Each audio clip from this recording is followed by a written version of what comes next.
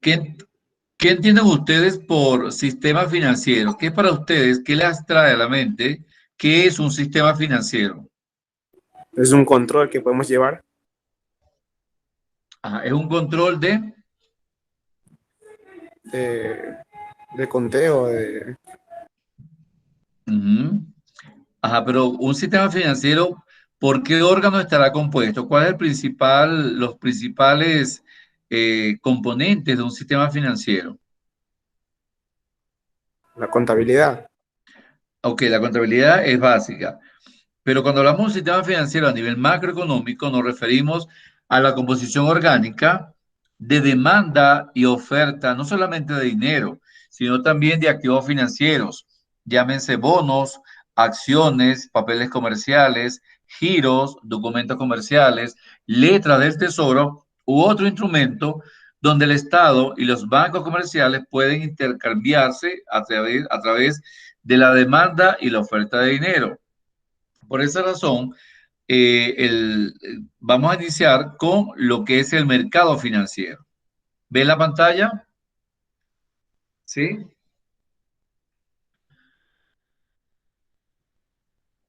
Sí, sí se mira, ingeniero. Ok. Entonces, decimos que un mercado financiero, ¿verdad? El primer elemento más importante del mercado financiero es el dinero. Como cualquier otro bien, se negocia en un mercado donde hay oferentes y demandantes del mismo. Quiere decir que donde hay oferentes y demandantes de dinero, esos elementos constituyen un mercado financiero. Ahora, esa oferta y demanda de dinero está determinada por un precio. ¿Y qué es el precio? El precio es la tasa de interés. Quiere decir que cuando se ofrece y se demanda dinero, ¿verdad? Ese mercado financiero interactúa a través de una tasa de interés. Una tasa de interés que puede ser pasiva y puede ser activa. La tasa de interés pasiva es la que los bancos les pagan a los ahorristas para que estos ahorren. Y la tasa activa es la que los bancos, cuando conceden un préstamo o un crédito, les cobra una tasa activa a esos empresarios de manera que puedan desarrollar sus emprendimientos y su inversión. Por lo tanto, en este mercado financiero se fundamentan dos variables macroeconómicas muy importantes que la analizamos en la unidad 1, que es el ahorro y la inversión. Quiere decir que el ahorro y la inversión son los motores del mercado financiero.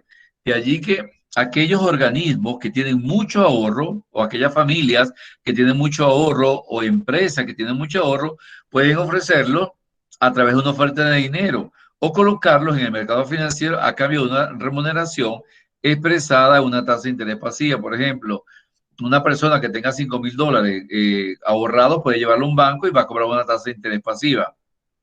O una empresa que quiera ahorrar un banco también va a cobrar una tasa de interés pasiva. A diferencia de aquellos inversionistas que necesitan dinero para invertir, por supuesto demandan dinero, ¿ok? Y acuden a un mercado financiero en busca de fondos para su financiamiento. Por lo tanto, cuando el banco les concede el crédito, estos organismos, estas personas, este empresario, incluso el Estado, tendrá que cancelar una tasa de interés activa, ¿okay? Por el préstamo que se le está otorgando. Entonces, esa tasa de interés activa siempre va a ser mayor a una tasa de interés pasiva. Mientras que una tasa de interés pasiva es el 12% anual, es decir, el 1% mensual, una tasa de interés activa puede llegar a un 24, un 26% anual. Ahora, esa diferencia entre la tasa activa, perdón, y la tasa pasiva se llama intermediación financiera. ¿Y para qué le sirve a los bancos la intermediación financiera? Bueno, para cancelar sueldos y salarios, mejorar su tecnología, contratar más personal, abrir nuevas sucursales. Por tal razón, cuando los bancos y los entes económicos interactúan en el mercado financiero, se desarrolla una tasa activa, una tasa pasiva, el ahorro, la inversión y por supuesto el elemento principal de ese mercado financiero es el dinero en su diferente forma. Por lo tanto, podemos concluir que los primeros son oferentes de dinero y los segundos son los demandantes de dinero. Ya sabemos que la oferta de dinero es cuando hay un exceso de ahorro y se lleva directamente a los bancos para poder garantizar la permanencia de ese dinero.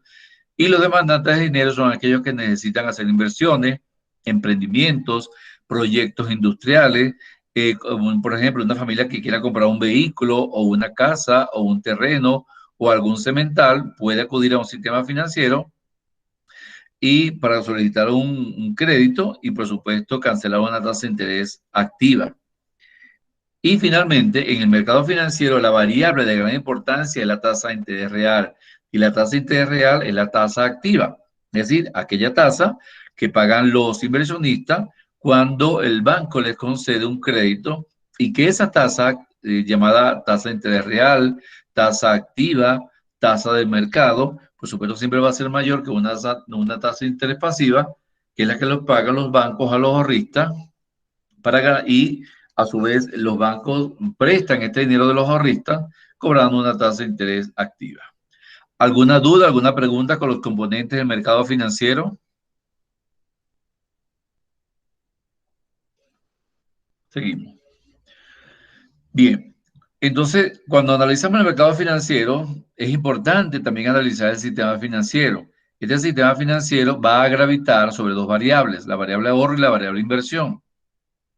Este sistema financiero es el conjunto de instituciones financieras o intermediarias entre oferentes y demandantes de dinero, las cuales se canalizan recursos ociosos y los colocan en aquellos sectores donde los requieran. Por lo tanto, los bancos reciben los ahorros y los colocan en los sectores económicos donde le va a proveer de una mayor solvencia, de una mayor rentabilidad.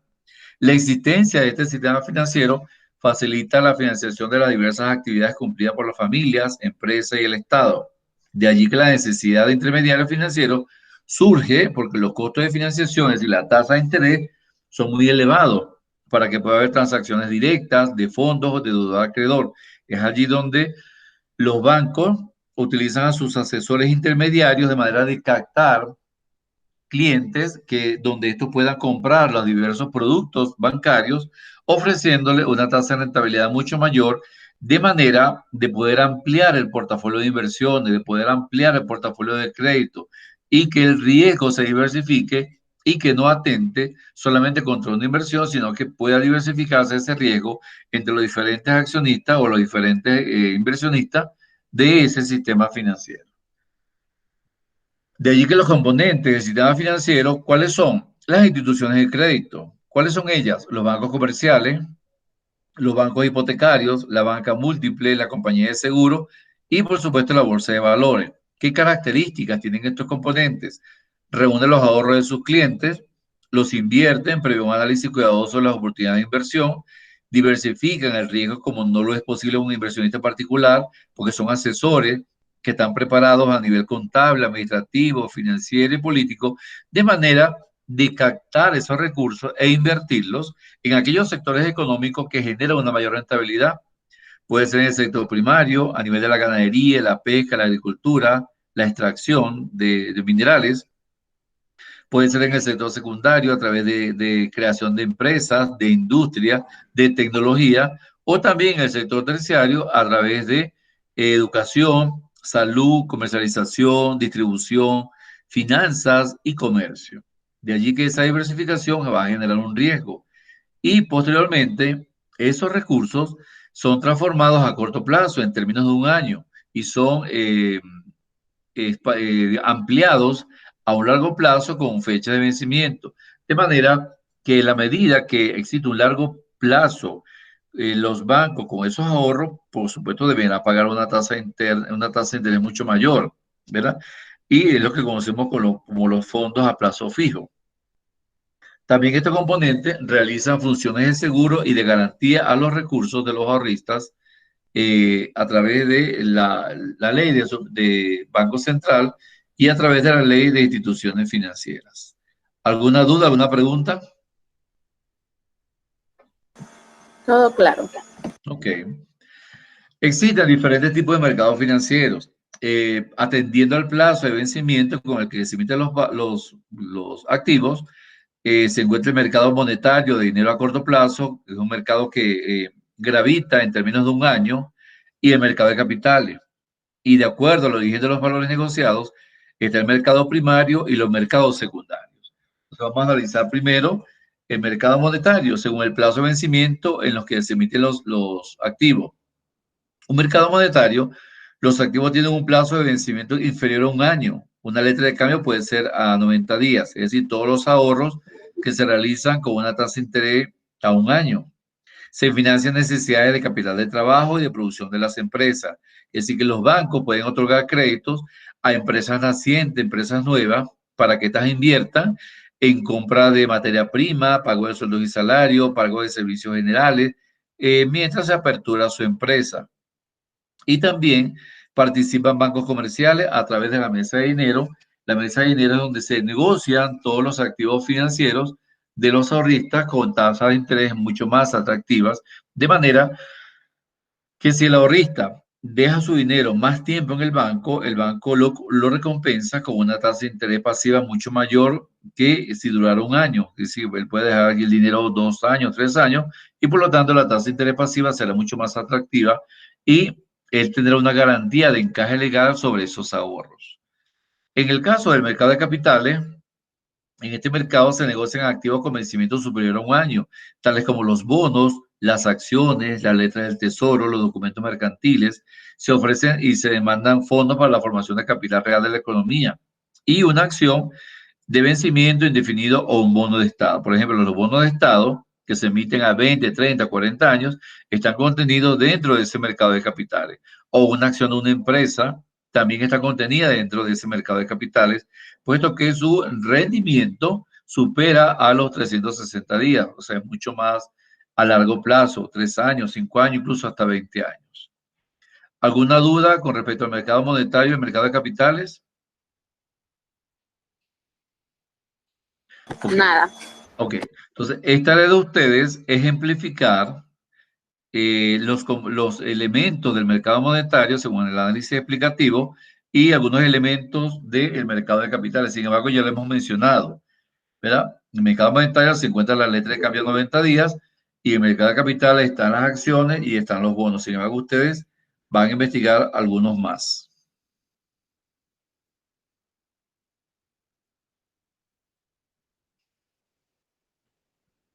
Ya va. Bien, de acuerdo al origen de los valores negociados, los mercados se dividen en primarios y secundarios. ¿Qué es un mercado primario? Aquel mercado donde los activos financieros negociados son de nueva emisión. Por ejemplo, una empresa que quiere emitir por primera vez acciones en el mercado para captar mayores inversionistas y pueda crecer la empresa. Eso es un mercado primario.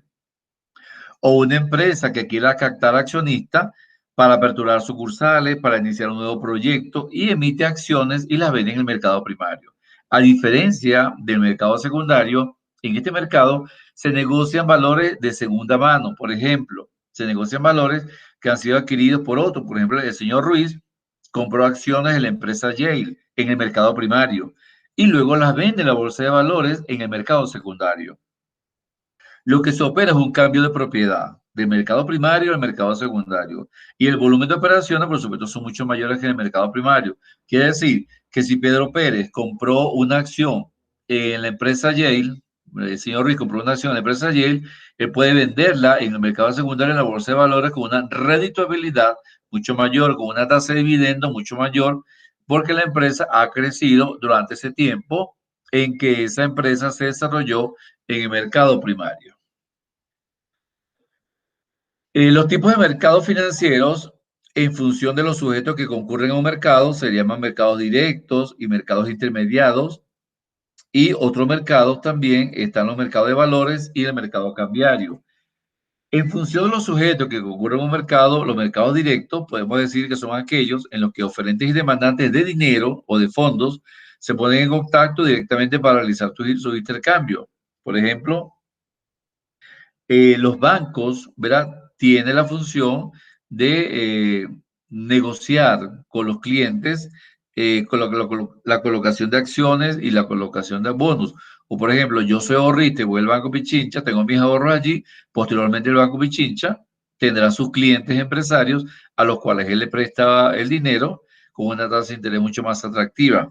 A diferencia de los mercados intermediados, también se llama también mercados indirectos, donde existe un participante intermediario o un intermediario financiero que demanda recursos y lo vuelve a negociar con terceros.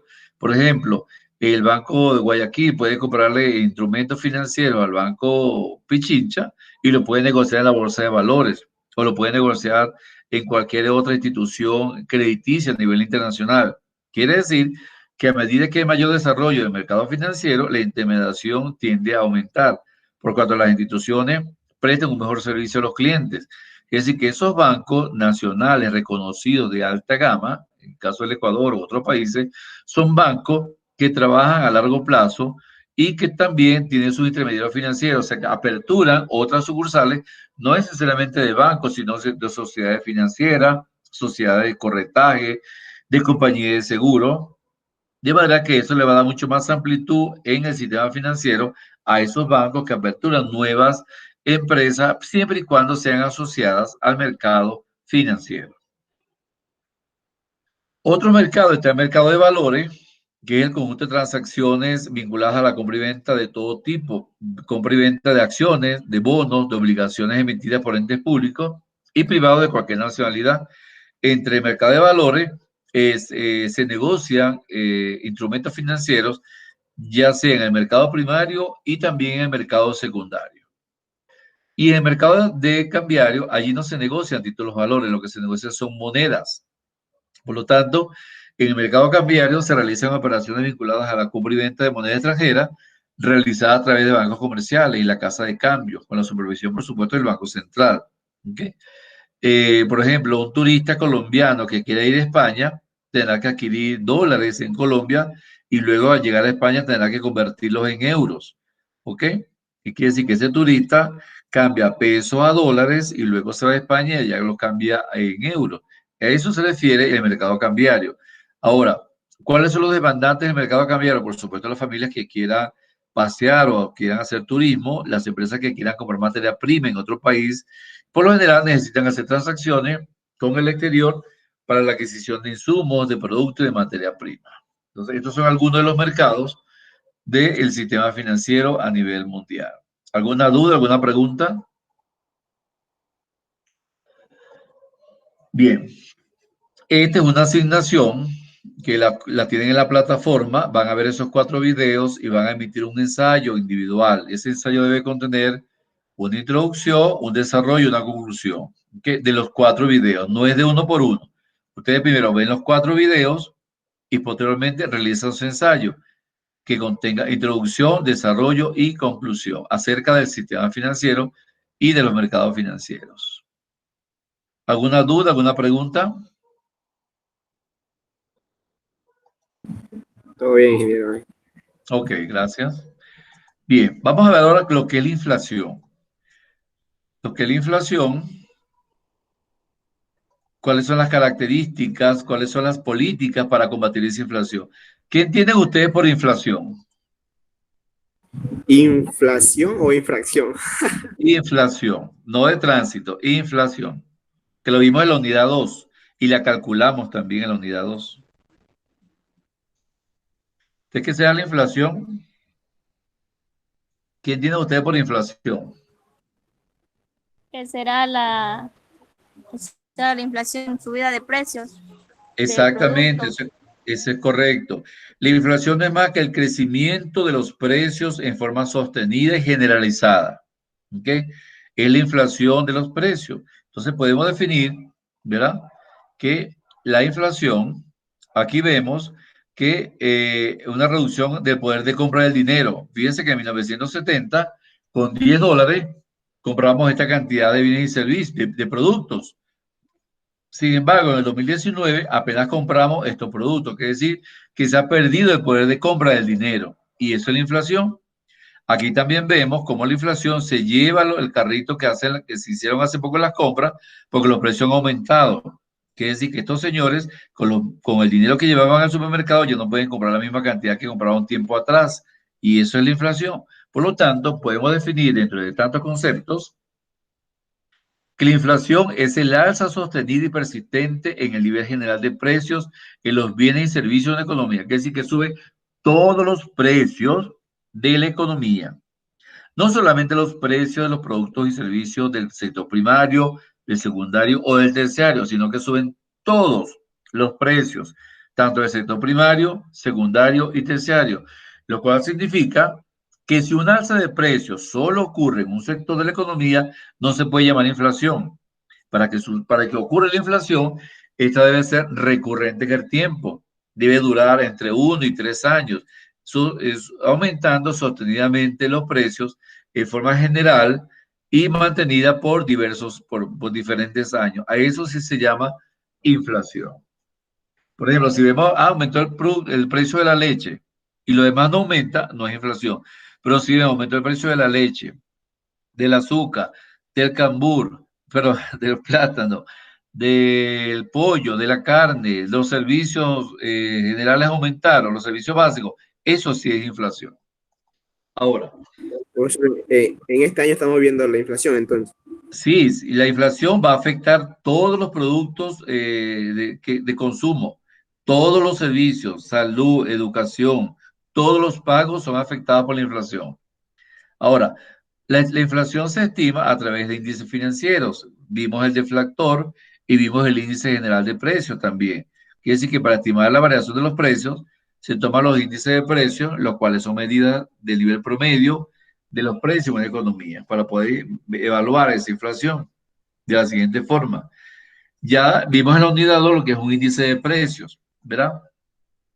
Un índice de precios se obtiene dividiendo el valor monetario de un conjunto de bienes y servicios de un periodo de tiempo y su valor monetario en un determinado periodo base, multiplicado por 100. Acuérdense que trabajamos con precios constantes y precios corrientes y observamos la variación de los precios a través del tiempo. Por lo tanto, en un ejemplo, supóngase que el gasto de un individuo en bienes y servicios totaliza $400 en un periodo del año 2020 y que ese mismo conjunto de bienes costó en el año 2019 $370. Por supuesto que observamos allí que ha habido un incremento de $60, ¿verdad? Del año 2019 al año 2020. Pero nos interesa determinar cuántos dólares, nos interesa principalmente determinar qué porcentaje ha aumentado los precios, en qué porcentaje se ha crecido la inflación. Y lo resolvemos por el índice de precios, que es igual al costo de los bienes del periodo X, sería el periodo 2020, sobre el costo de los bienes del periodo base, que es el año base 2019, por 100. Quiere decir que el índice de precio va a ser igual a $430 del año 2020 entre $370 del año 2019, que es el año base, por 100, nos da un crecimiento de los precios de 116,2%.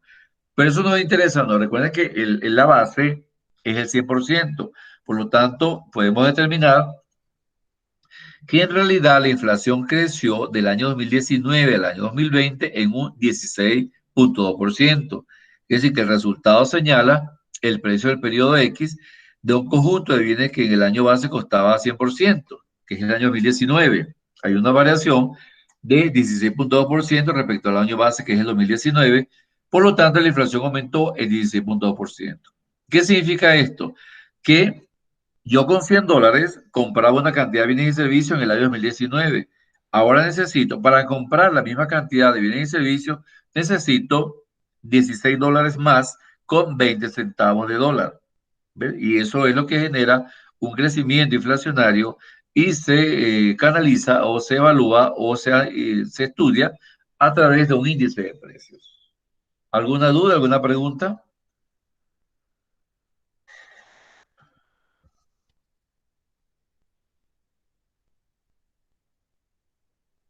Ahora, ¿qué es el índice de precios al consumidor? Aquel que afecta directamente la canasta alimentaria del consumidor. Puede considerarse un buen estimador de la inflación, pues registra los movimientos de precio al consumo familiar, de la producción hasta los comerciantes que intervienen en el proceso económico y la formación de precios.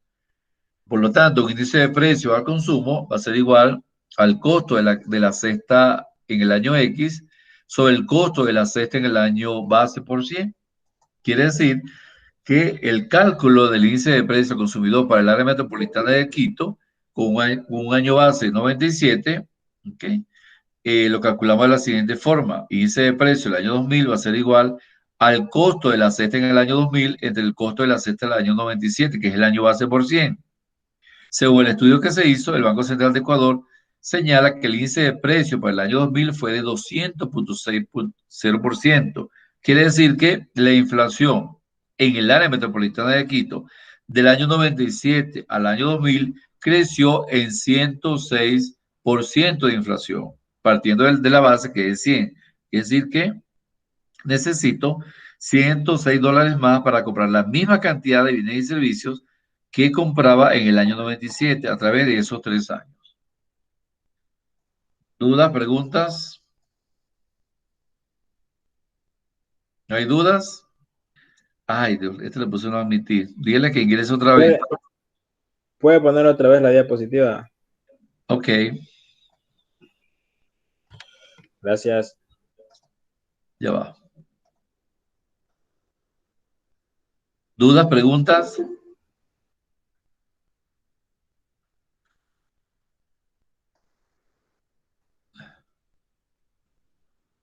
¿No hay dudas? Perfecto. La verdad está todo claro conmigo. Ok, gracias. Ahora, ¿qué significa eso? ¿Qué significa ese 7.6%? Que se ha analizado la economía a través del índice de precio al consumo. Por ejemplo, una vez obtenidos los valores del índice de precio al consumidor para un periodo dado, se puede calcular la inflación para ese periodo de la siguiente manera. Y esta ecuación la habíamos visto en la unidad 2. La tasa de inflación del año 99 va a ser igual al índice de precios al consumidor del año 99 menos el índice de precio consumidor del año 98 entre el índice de precio consumidor del año 98 por 100. Quiere decir que vamos a calcular la inflación del año 98 al año 99. Obtenemos que la inflación creció en 20.1%. ¿Qué quiere decir? Que con $100 que yo compré de bienes y servicios en el año 98, perdón, ahora necesito $20 más con 10 centavos para comprar la misma cantidad de bienes y servicios que compré en el año 98. Por lo tanto, ha habido un aumento en la inflación. Aquí lo vemos, ¿verdad? El crecimiento sostenido de los precios. Fíjense, el año 98, fíjense cómo sigue creciendo. 151, 181, 206, 231, 303, 385. Aquí eso se ve un crecimiento sostenido de la inflación. Sin embargo, esto es a nivel del índice de precio al consumidor. Pero en verdad, la verdadera realidad del crecimiento de la inflación es 20.1% del año 98 al año 99. Y si observamos las tasas inflacionarias, ¿verdad? Observamos que en el año 98 la inflación fue del 51.2%, sin embargo descendió en el año 99 en 20.1%, siguió descendiendo en el año 2000, el año 2001, cuando el gobierno ecuatoriano cambia la moneda del sucre por el dólar.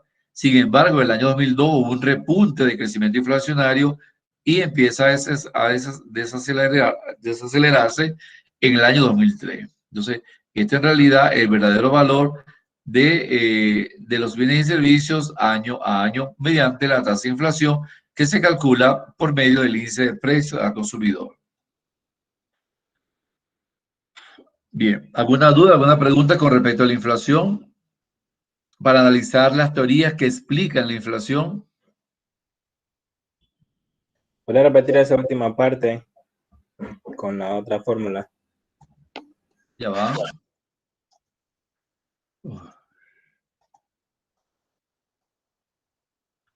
Ajá, esta. La anterior.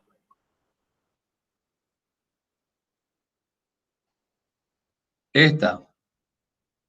Sí, esa misma. Ajá, dígame. Esa parte ahí me puede explicar. Ok, la tasa de inflación, si yo quiero evaluar el crecimiento inflacionario de un año con respecto a otro, tomo el año actual menos el año anterior entre el año anterior por 100 y calculo los valores para obtener la inflación. Fíjense, aquí está 181 del índice de precios de base al año 97 al cierre de diciembre. 181 menos el año 98, 151.2%. Entre el año 98, que es 151.2 por 100. En realidad, ¿cuánto es el crecimiento de la inflación? Del año 98 al año 99, 20.1%. Es decir, que necesito $20 más para comprar la misma cantidad de bienes y servicios que compré en el año 98. Ahora sí. Bien, y si calculamos Sí, estas muchas gracias. inflaciones, dígame. Sí, ahí está un poquito más claro. Muchas gracias. Si calculamos estas inflaciones, nos da como resultado esta tabla. Aquí está toda la tasa de inflación del año 97 al año 2003. Por supuesto, observamos que el año más favorecido con una tasa de inflación mucho menor, ¿cuál fue? El año 2000. ¿Ok? Y siguió descendiendo, pero luego repunta en el año 2002 y empieza a descender en el año 2003. Es un ejemplo hipotético. Ahora bien, existen teorías que explican el surgimiento de la inflación. Existen dos tipos de inflación: la inflación de demanda, que se divide en puntos de vista monetarista y keynesiano, y la inflación de oferta, a través de los costos, el incremento de los costos y las teorías estructurales. Desde el punto de vista de la demanda, el punto de vista monetarista establece que el crecimiento inflacionario depende de la cantidad de dinero en la economía. Mientras hay más dinero en la economía, hay más inflación. Por lo tanto, los ciudadanos tienen mayor liquidez, pueden hacer más compras, aumenta su poder de compra y ello va a expandir la demanda agregada. Llega un momento en que la demanda es tan elevada que el empresario no puede responder aumentando la producción y por lo tanto esto genera una subida de precios. Como el empresario observa que hay mucha demanda, él tiene la libertad de incrementar los precios. Ahora, el factor clave de esta inflación, ¿cuál es? El excesivo crecimiento de la demanda por efecto del incremento de la masa monetaria. ¿Okay? Por eso los monetaristas plantean que la inflación es un efecto netamente monetario de la siguiente forma. Quiere decir que al incrementarse la masa monetaria, el excesivo caudal de billetes y monedas en la economía, producto de una economía efectiva, va a aumentar el poder adquisitivo de la población. Al aumentar el poder adquisitivo de la población, por supuesto, va a aumentar la demanda de bienes y servicios en mayor medida que la oferta. Por lo tanto, este incremento de la oferta, de la demanda sobre la oferta va a generar el incremento de los precios, produciéndose así una inflación monetarista causada por la excesiva masa monetaria en circulación en la economía. Sin embargo, lo monetarista es una teoría válida. Sin embargo, los keynesianos proponen el punto de vista keynesiano. Ellos dicen que no hay una relación entre liquidez y precios, pues las personas no gastan todo su dinero en bienes y servicios en forma inmediata porque tienen capacidad de ahorro. Las personas podrían ahorrar también y guardar para futuro, ¿verdad? Para un motivo de especulación. De tal modo que el crecimiento de la demanda agregada en la economía dependería de otros factores, no necesariamente del crecimiento de la oferta y la demanda. Y esto sucede cuando hay un pleno empleo. Cuando en una economía próspera están optimizados los factores productivos, llámese tierra, trabajo, capital, y por lo tanto eso se le llama pleno empleo. Expande la demanda y como la oferta no puede adecuarse de inmediato a dicha expansión, se produce la presión sobre los precios, incrementando los precios y de esta forma esto se eleva.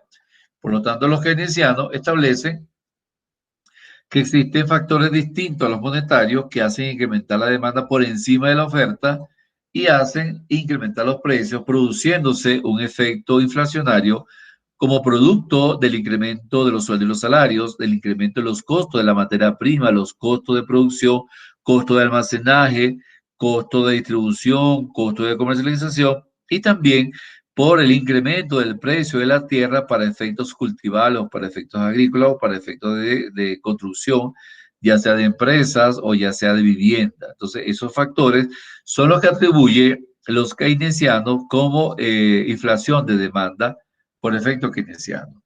Ahora bien, existe la otra clasificación, la inflación de oferta. Anteriormente vimos la inflación de demanda. La inflación de oferta ocurre a través de la inflación de los costos. Los costos se inflan. ¿Cuál es costo? Los costos de elevación de salarios y los costos de producción en base a la materia prima. También existe un incremento de los costos financieros, es decir, la tasa de interés activa. Cuando la tasa de interés activa es la que cobran los bancos a los inversionistas por el crédito concedido, eso también es una inflación de oferta. Eso se le llama el uso del capital, lo cual incide directamente sobre el precio, al igual que el costo de la materia prima. Cuando se incrementa el costo de la materia prima, también es un costo, es una inflación de oferta. Cuando los sindicatos presionan al patrón para que incremente los sueldos y los salarios, también es una inflación de oferta. Quiere decir entonces que al elevarse los precios se reduce la ganancia del empresario y este traslada, ¿verdad?, a los precios el alza de esos costos, a los precios finales al consumidor. Por esa razón, que el consumidor siempre va a ser el eslabón, ¿verdad?, que paga los platos rotos, porque al aumentarse los costos de la materia prima, los costos de almacenaje, de inventario, de servicios básicos, el empresario traslada esos costos al incremento de los precios, por lo cual los precios de los bienes crecen a una tasa mucho más elevada que la que experimentan los costos. Mientras los costos aumentan un 30%, los precios pueden crecer un 100%. ¿Por qué? Porque el empresario tiene que recuperar parte de su inversión. ¿Y cómo la recupera? Incrementando los precios como producto final. Y también existe la inflación estructural. Esta inflación estructural sucede a nivel de todos los países. Hoy en día observamos que todos los países latinoamericanos está ocurriendo una inflación estructural, está ocurriendo una inflación que afecta a todas las economías latinoamericanas. El origen de esta inflación estructural está en el sistema de producción ineficiente de muchos países atrasados, que no son competitivos, por lo tanto importan tanto la materia prima como los productos finales. También obedece esta inflación estructural a las rigideces por el lado de la oferta de los factores productivos. O sea, los factores productivos son tan rígidos que ello conduce a una elevación persistente de los precios. Son factores muy optimizados, son factores muy competitivos, pero más que todos los factores productivos de los países desarrollados, donde los países subdesarrollados no pueden competir con su factor tierra, trabajo y capital. Y de manera que se incrementa. Además de ello, existe por parte de estos países latinoamericanos una alta dependencia a la inflación transmitida por la vía del comercio exterior, es decir, una alta dependencia a la importación.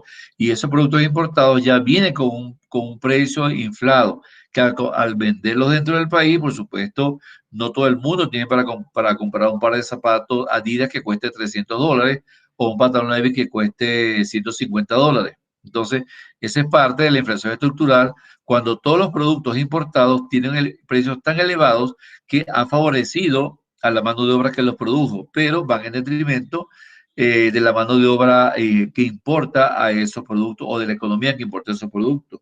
Tal es el caso anteriormente de la pandemia, cuando los ecuatorianos iban a Colombia, compraban allá. ¿A quién favorecía esa compra? A los colombianos, no a los ecuatorianos. Por lo tanto, el empresario ecuatoriano tenía que incrementar los precios para poder recuperar parte de la inversión que había realizado en la compra de su producto, que siempre los productos ecuatorianos son mucho más costosos que los colombianos porque la moneda es fuerte y Ecuador tiene una economía costosa en términos monetarios. ¿Alguna duda, alguna pregunta con respecto a la inflación de oferta?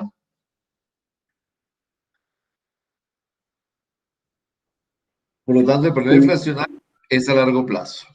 ¿Preguntas? ¿Dudas? ¿Cuál nos favorece a nosotros?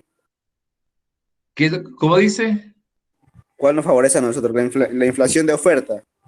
La inflación de oferta, claro, siempre y cuando mejore la calidad de la mano de obra del ecuatoriano, mejore la producción ecuatoriana, la productividad y mejore la exportación de productos ecuatorianos al mundo. Listo. Ajá, la de oferta. Exacto. Es preferible ofrecer y no demandar. Ofrecer productos de calidad. Bien. Asimismo, existen políticas para controlar la inflación, lo que se llama las políticas antiinflacionarias. Esta política antiinflacionaria obedece a diferentes posiciones teóricas. Por ejemplo, los keynesianos. ¿Qué dicen los keynesianos?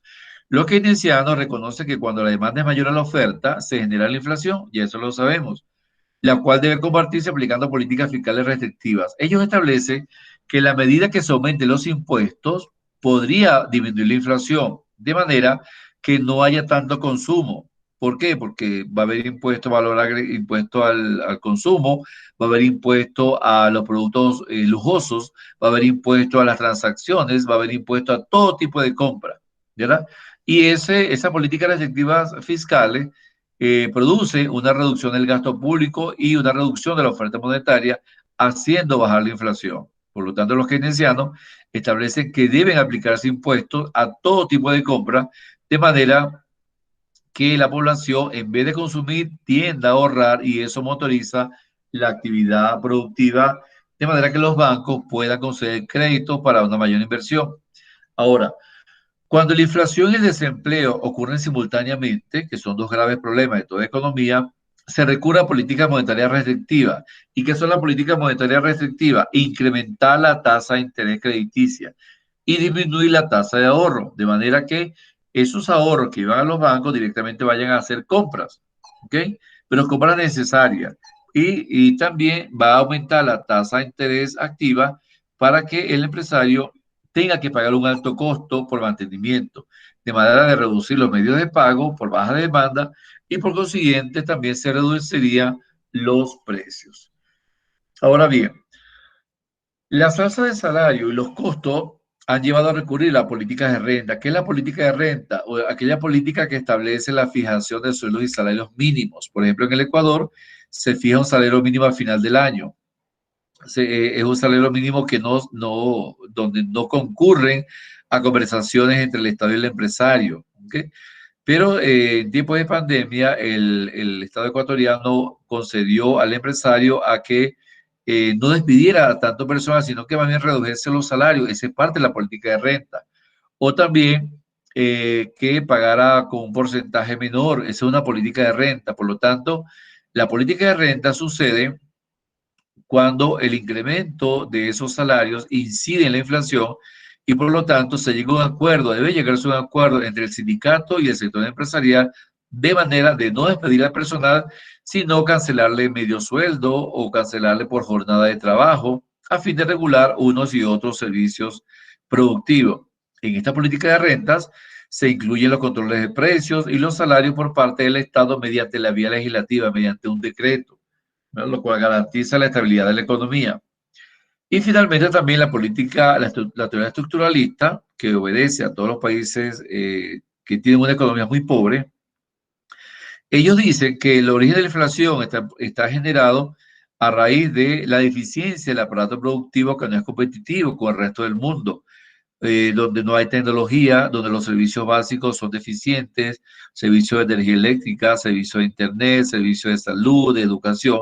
Por lo tanto, ellos proponen una política económica que remueva las estructuras productivas y que haga mucho más competente al Estado y mucho más exigente a la competencia de las empresas, de manera de salir de esos sistemas obsoletos y arcaicos, y se conviertan en países mucho más desarrollados para poder derrotar la inflación.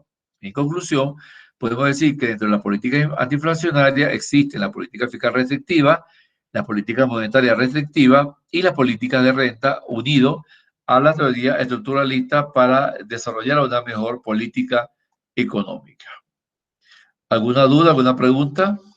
Profe, una pregunta. Eso que dice los keynesianos es una teoría económica. Sí, correcto. Esa teoría económica fue fundada por John Maynard Keynes, que es el padre de la economía del siglo XX, el cual demostró que el gasto público podía reducirse a través de que el Estado promoviera el pleno empleo, produjese más empleo, se incrementara la productividad de los trabajadores, la eficiencia laboral, se incrementara el valor de la tierra para efectos urbanizables o agrícolas, y también para que el empresario invirtiera en aquellos sectores económicos que generaran empleo. Entonces, eso se le llama la teoría keynesiana.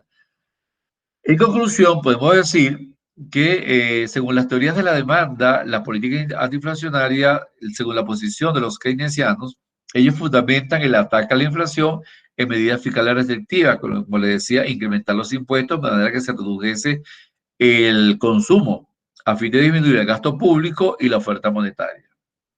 Los monetaristas, aplicación de medidas monetaristas y crediticias de carácter restrictivo, a fin de reducir la oferta monetaria y, por supuesto, con ello los precios. Según la teoría de oferta, la teoría de los costos, ellos propician la posición de la teoría de la política de renta como acuerdo entre sindicatos y empresarios, de manera de no elevar tanto los sueldos y los salarios, pero sí poder garantizar al empleado que conserve su trabajo, Es decir, estableciendo un control de sueldos, pero también un control de precios, que no se eleven los precios.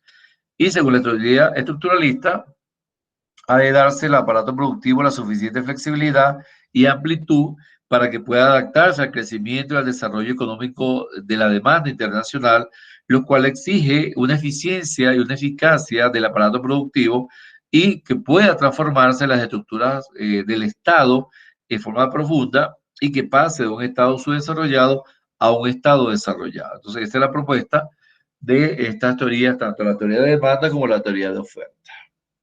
¿Alguna duda, alguna pregunta? Bien. ¿Cómo combatimos la inflación? Dice, por un lado, ajustar y enfriar la economía. Para tales fines será necesario reducir la demanda agregada mediante la baja del gasto público, el aumento de la tasa de interés y apreciar el peso para sustituir la producción interna por importaciones. Es decir, no importar más, sino producir nacionalmente y exportar. De esta forma, se puede reducir la presión de la demanda sobre la oferta nacional de bienes y servicios, es decir, producir para abastecer el mercado interno, pero también para exportar. Al mismo tiempo, se liberarían los recursos del presupuesto para pagar la deuda sin el uso de las reservas del Banco Central. Es decir, liberar esos recursos atesorados para pagar deuda y no presionar al Banco Central a que tenga que emitir más billetes y más monedas y crear dinero bancario. Y finalmente, hay un enfoque alternativo que propone pagar la deuda con reservas y sostener un crecimiento del gasto por encima de los recursos disponibles, sin atender el tema de los precios, es decir, pagar la deuda con reservas internacionales. De esta forma se impulsaría la demanda, la producción y el empleo. Quiere decir que hay diferentes mecanismos como el gobierno puede cancelar su deuda pública.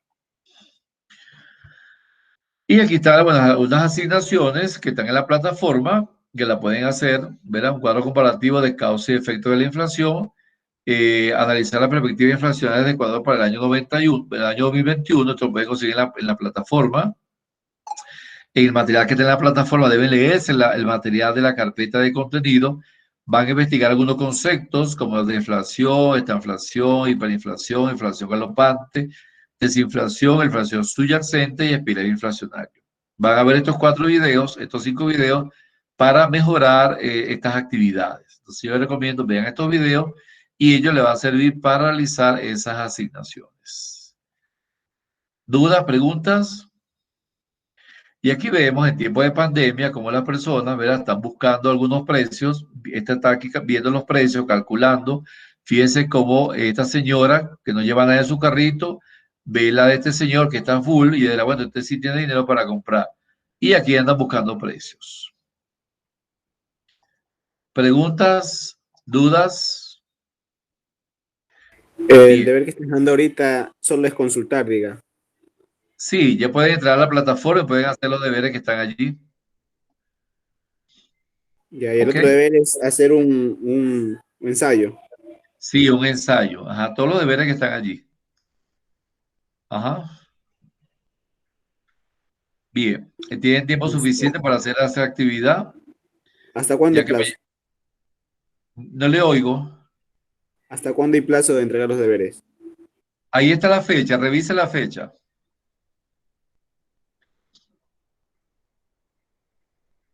¿Alguna duda, alguna Pero, pregunta? profesor, disculpe, pero